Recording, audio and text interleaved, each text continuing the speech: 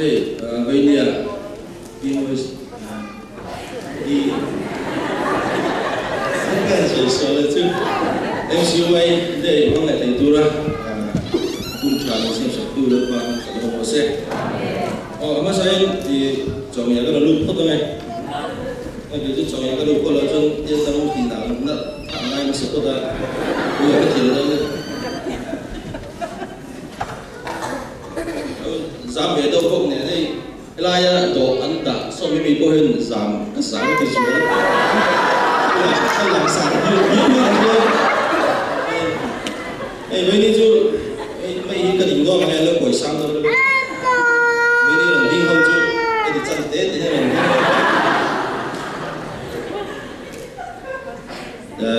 cái số lượng tây dia MCI số lượng tây dia thiếu tệ là tu có hơn không ạ cái sai nó này mà sai lồng thú thì cái mà谁mà sang cái đó là thiên tu con lùm bay này nó chỉ là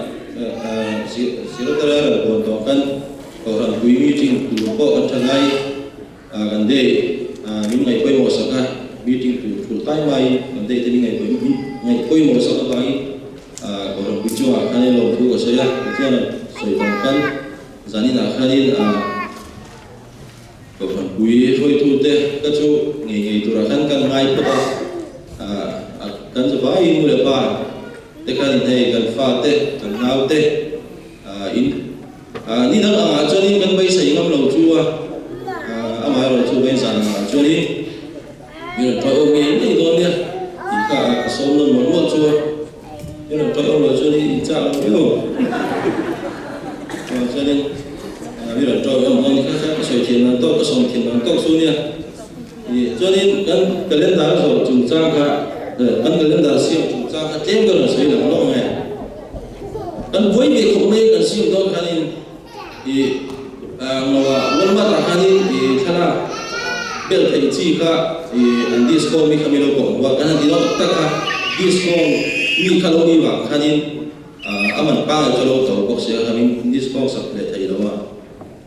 chú khai lạc thì cái là giống qua cái bà số thì em ở chỗ là khu đi hết cái tiết mình số ô vẫn không á cho nên lớn sự là anh mà đi bộ thì có tóc nó mình chơi vậy anh có tua nim chua cho nên ulu cái này chú anh chú tua cái này anh có cái để về này phần này anh có thu mình cũng đâu cái tin cái đâu thì cho nên anh tổ nó tụi cái này cái bà số tu cái này là cái này tôi là cái chú chủ tên này là thì rồi gần mà bà số qua bà số mềm bằng tôi là đấy một điều là hàng chục khác đến đầu tôi đến cái này thì chia rồi mà là chú nuôi bớt tên hàng tí sẽ cần tỷ lệ đâu nghi chỉ đấy tôi là cho nên chúng ta cho nên mà sẽ hàng thì mình là cái lên tới cái đầu rùa đó thế là đủ từ trong miệng trốn biết rồi kan pasal kan kami ini nak kalian dah pasal kali pasal tekan lo ulukir dia tahu saya kan cong lo kan mai sao kan nula berin ini passport sai ini siapa ni ada macam mana yang pel ni pasal kan tahu kalian dah siapa kan lo boy dia aku punya kamar tu kan boy kok tengok anh đọc khác yêu thôi thì bây giờ cái này giống là từ mà cũng chưa nói nó bắt trở về cái mác cần nó rồi cho nên nó trở về cái bi cần là có phần tỷ thấu và anh sửa cái gì đó và cho nên như là ba tết mình lại sắp tu giống súng nên là kan đầu thu rồi sửa ngâm lên đi thì ta cũng là cho nên tôi thấy cái là sao không cái đó cái về đó tôi cái gì cái làm tròn tôi này tôi thấy cái đó sẽ đơn giản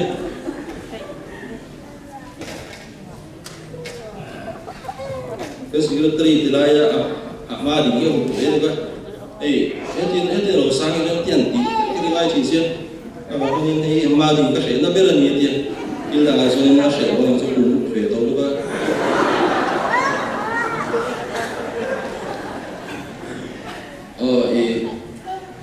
right. Sekarang macam ni, yang tensi kumpulan yang đâu cần có đâu rồi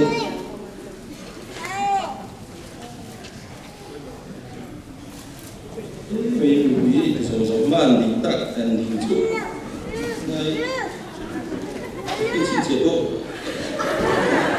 đâu có lỗi rồi đâu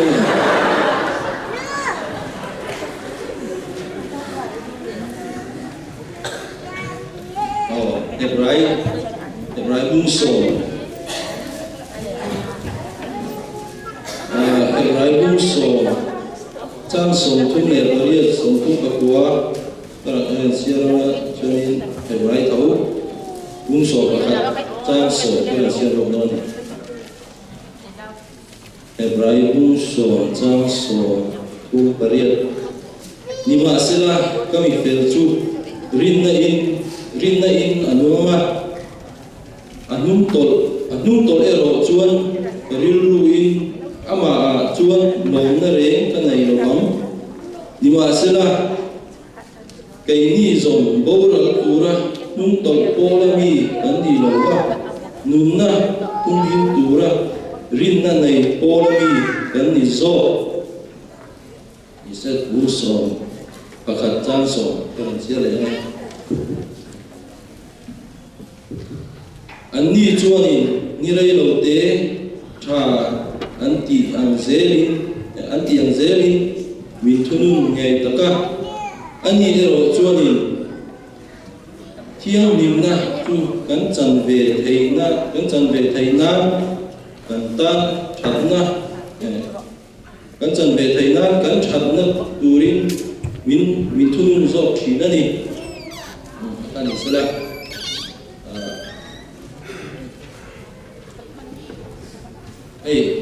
China ko kan sa ama in ekima min sia ama China tu lo ko kan sa pathian in ekima min sia chunin enge soi tu kan ne ti kha mania enge gai phat chin te kan thil ti pathian lo pu tu ra pathian kan bi tu ra te le ngam mo thiên lo bị nó đủ công trong sang à hắn là cái nền chín đi ama in kia mà mình chơi bốc xí à cứ cả cho nên anh nghe sẽ cũng phân này cho nên lúc nào cái hắn là chính bạc khát mà ông rồi ama in kia mà mình chơi cho nên để khi nào ama robot turin mi tên phơi tu tên quân bộ để khi nào mình luận ta, ama số pathian luận cái gì à, rong bồn đó đấy là cái pathian mình luận, ami te, afa te, ata là cái gì chụp quay một cái chú rong bồn này, chú rong bồn đó tu ra, hắn là cái này trên hi, hắn là kính khi nghe đi hi, in ngày tuổi là, ama mình luận tổ cho nên anh nghe cái tam buổi tu rong, cái hắn này chú bùm na ni, khen na, bùm na ni, Bible ni, tiêu thà thì tu cái gì thì đâu chú sửa là gì thì chú mà chẳng cần phản đấy thì cần khi ta có đủ chứ cần phản đấy thì sửa là gì thì in sẽ thay đấy là trả cái gì cho nên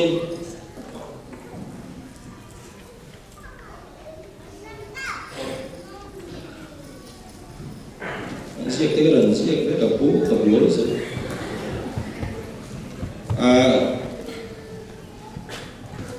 chú bảo cho nên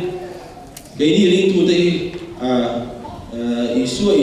Isua châu hiện mình nói của ông chú bảo cho nên chú này hay nên tại khi nào nên mi cần dục để là mồ du lịch rồi cần lâu thì để khi nào nên thì cần thì quy theo cái tiền số rồi để khi du lịch lâu in ta du lịch cần lâu thì ta cần thì quy tiền cả thì về rồi mất thì cả min du sắc chú anh ama lo khang som som ko ka satena gan thiet te ma cái mà cái này khang som som ka satena bum na satena thẳng cái gì chứ thẳng cầm về để cho nên cái này con cây thằng tết sẽ thằng tết cầm chuôn cái nó cầm nó cầm chuôn anh mà đi cầm thì nó tụi đi anh cái đủ số ăn tập trên làm cái đi bộ cần điều ruộng ăn đủ số cả khi số lịch sử cần điều ruộng ăn đủ số mong cái này sẽ là cái này ata mi bạc mong cái này ata kia na cái dù ruộng cái chân nó chặt mấy thì cái là sẽ cần lên qua cho nên lên qua cho cái mình làm tu mà cái chuyện này nghe mình làm tu chuyện này nghe anh ta thì anh chặt nó tu lo mình ama nên là trong lo mình tu thì nó tu lệ ama nên là anh thấy nó tu mà ngày nào không ngày nay mình làm qua cái tình chung không được về thật ra cho nên cứ đi về rất rộng nam còn làm phiêu chữa phải hơn bên này ủ vào này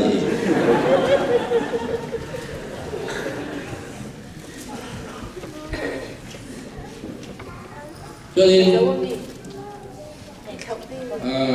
các sự rất chú rong tô tu cái gì thì anh ấy chân chú rong bốn này hiện tại đúng ông đâu à thế khi nào đi cái gì tu đã thay lại soi tu kalau ni thì thay lại anh ấy đã phát mạng này đâu ni hiện thiên là cho nên thì cái gì làm hay không mình suy nghĩ chân soi tu kalau ni về mấy bộ châu anh ấy chân chú và thiên chân anh biết chú ama ni là vả cái gì tu như vậy cho nên vì mấy bà ba ngày cô đi là ama mình có bà cái nhìn khô ha ama mình có bà cái đặt cả ha ama mình có bà cái thay lại cái lối đi chân hà đến lúc cái lối chân đá cái lối gì đó diệt sát diệt ông mà thọ sát diệt ông mà thọ sát diệt ông mà khác cái chú thì thiên lệ mấy này anh mà đâu nãy khi nào các anh anh mà thì lệ anh ấy tổ đôi rồi hết ta anh tí ngã dòng hà lên rồi ta chú để khi anh đi cho mình lâu phật mà na anh khang anh đi trên là bằng kan mà sẽ có chỗ lem trắng nó mấy chỗ này ama mình là bằng cái tí chỗ này thì khi nào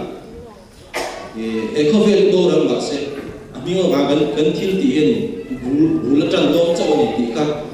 sẽ thay là nhưng mà cho nên rong bồn này nên để lúa ông là cái liền lúa ông là vấn đề trên là kan khi thì thiên mình là vấn đề có chỗ này evangelist poni se pastor poni rose au han choi tu poni rose member poni se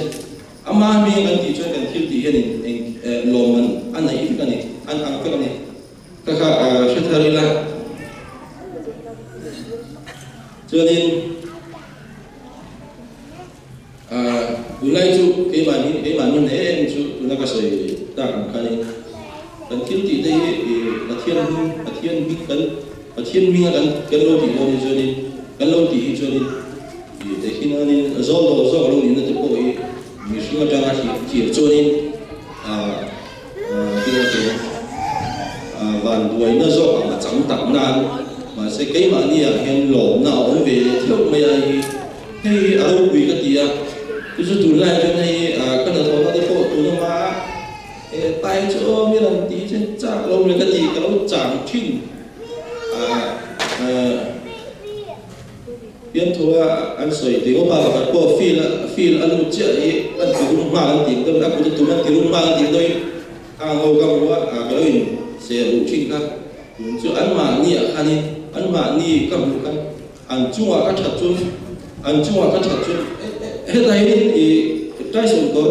tại hiện post liền thì cái gì cái gì thì em mấy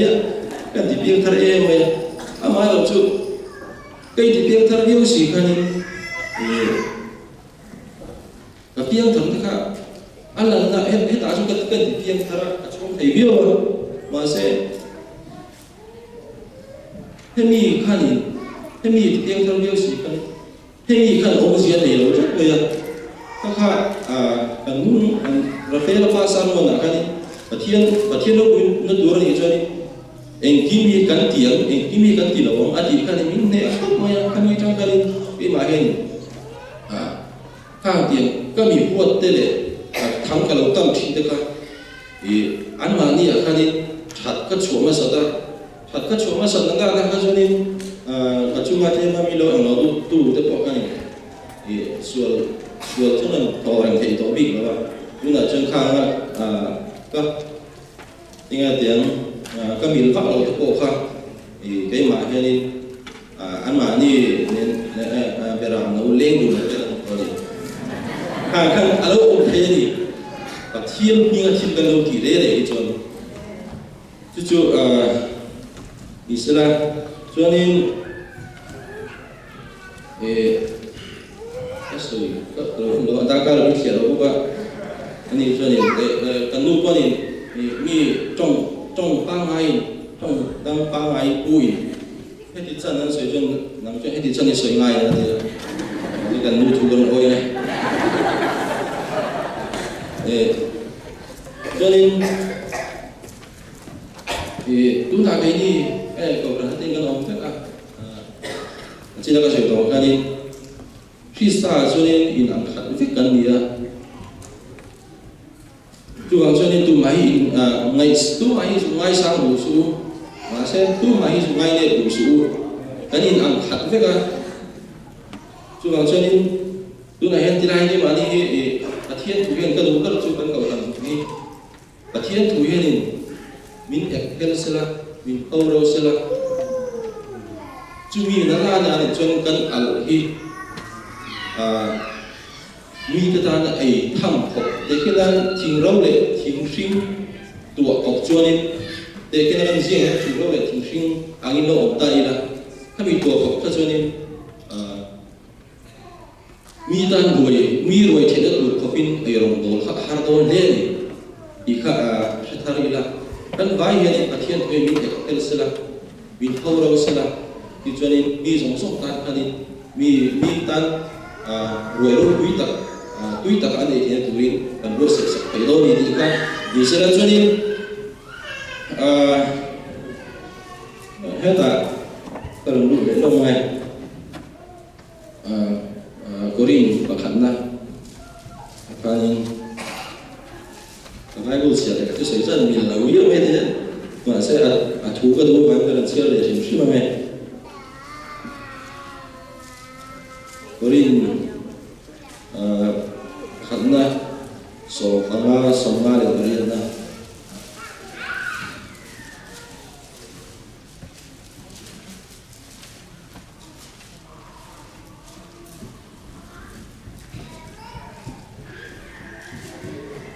Korin pakna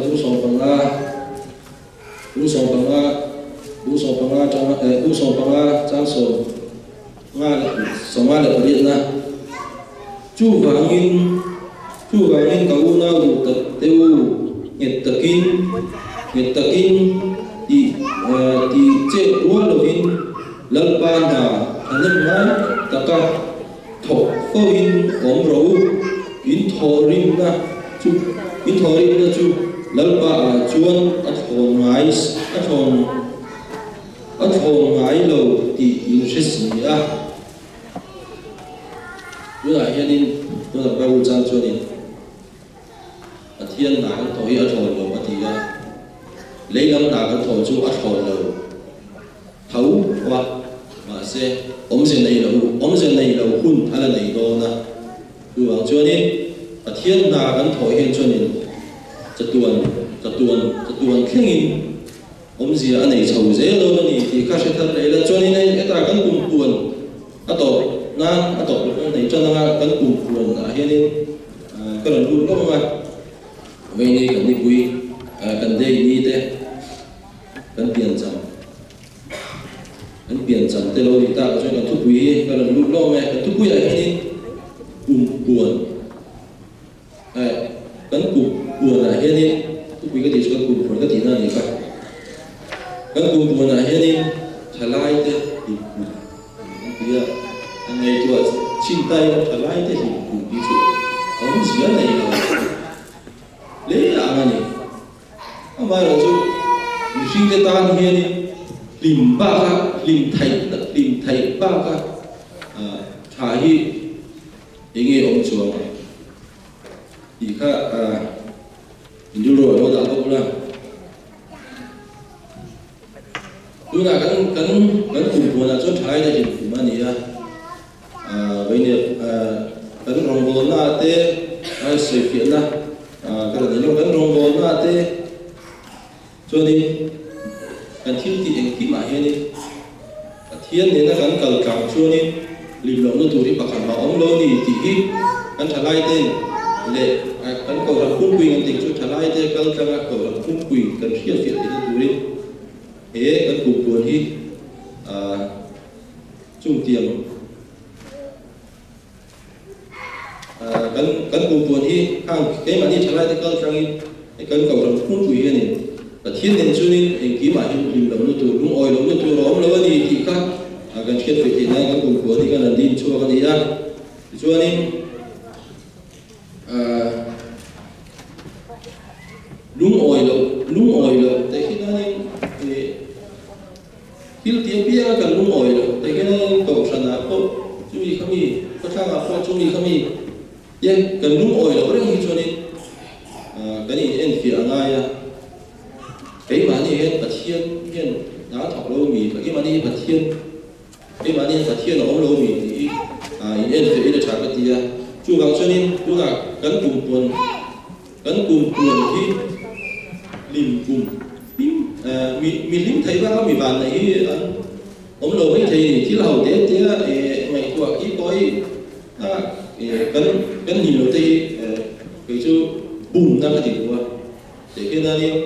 thì là anh ngồi đi thu là rig thùng cái gì chứ rig thì là thanh ta cho nên cái lồng sắp hàng về thấu thấy thì không về là cái nổ mà điểm yêu và mai là chụp hàng của cái này cái nhìn thấy nó dùng cái nên dùng cái này để cái biển của mình thì các đấy thì người đây đều xây cho nên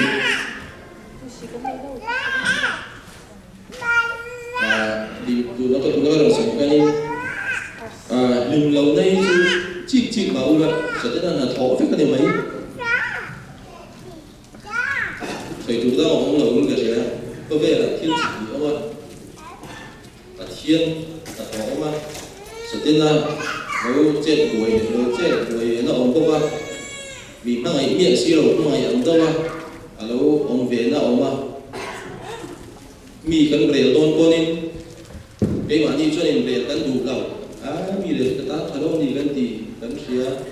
để khi này chú liền một cần thì bộ cần sùng ai to thì cần xía cần đủ về thấu mà rồi chú hay là mi cái bể tôn con cầu là mi cái chuyện đâu phải cái này này làm gì cho nên cái mà đi con này cái nó chẩu về đấy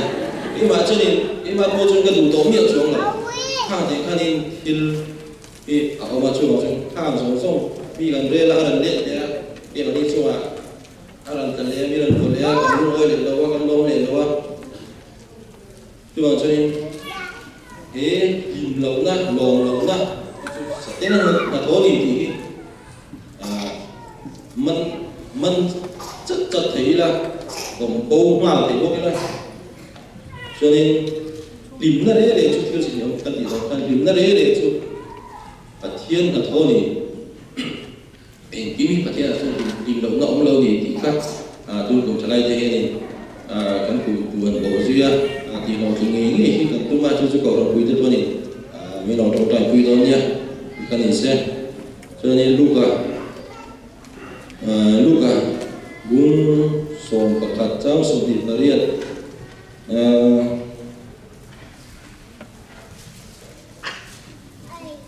ani lu so ba sa so da ani ero chuan ani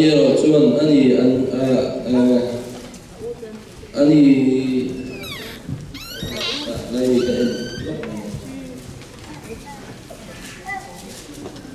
các cụ gì ani này các cụ sẽ cắt chia lại thấy tỏ đó buổi khác chúng tôi trái cái cả quay chung nhé mình trong tay quy này các mô tập đi này xử lại và thiên cắn chặt lồng này cái mà anh cần xử lý đây cái này thì lúc này nên đây phải lấy cái xuôi là suy gai giúp là cái lấy cái xuôi cái lâu thì trong cầm cái thiểm là từ này từ chiang mà là phải lấy thì là music thì anh em mày à cần phải lấy rồi xong nghe ấy cũng kia mà đến bộ phải lấy thì anh nghĩ bộ anh giải là tùy thấu giải là tùy đấy ấy cái sự là thì rồi bây giải là tùy đấy phải lấy là gì mà chứ music là phải lấy thì rất biết em thì chú là đi xe thiếu lâu tất này thiếu lâu tất cái gì chú kalau dia anti bel tu dia tu mau dia oi kot bel tu sila nu trong cái này mỗi người mấy năm ada yang hàng khác kalau di boxi có việc thiệt đó mà sẽ bổ sung không ai mang bổ sung ăn đặc biệt cho các hàng việc các cái này mà rồi chú nghĩ các chặt lộng na các thiền lộng na nên cái mà chặt nó những cái về thứ mấy các chặt lộng na bằng anh hàng xong các thiền lộng na bằng anh đây mà các thiền đấy rít này liền tới cái min này thiền về đấy mình các khác anh quý các tiếng tu các chú vào chân nha tu là rồng bố này tê lúa cái ông lâu thì cái gì đã sản các chặt lộng na thì các thiền là chặt na cái là thấy gì để khi nào chúng ta có sử dụng xong lâu thiếm để cái thiếm trong băng thiếm music nó có thiếm xuôi tu lâu đi sẽ cả thiếm là dùng xong cả cái thiếm bên này thì sẽ tu na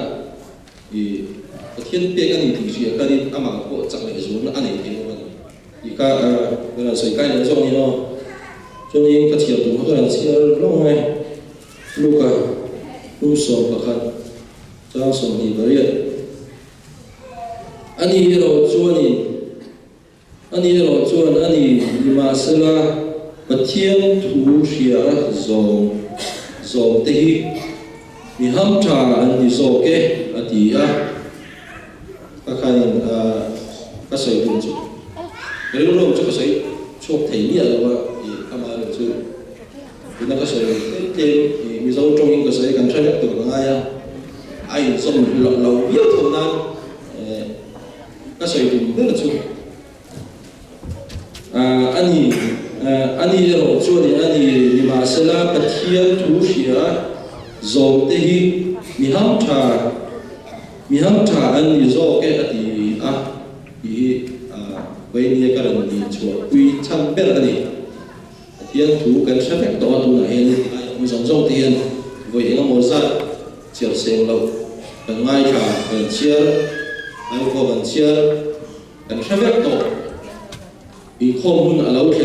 chuồn làm cái này chiêu du lịch nguồn cái bàn thầy đó là chuồn làm cái này rồng bồn na tu vì không có hiểu rồng bồn na này em vang nghe thì chuồn cái in không hiên riêng tu cái gì á cái in không hiên vì cái mà thiên đây là đâu một chuồn khai ba cái rồng bồn nó挺bị ông chuồn đâu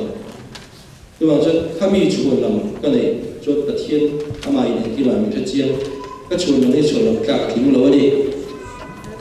thì ha cho nên lấy ra và cho nên tu nào thiên tu sĩ á sau khi mình chán đi thì làm bao nhiêu và cho cần sao phá ya thiên tu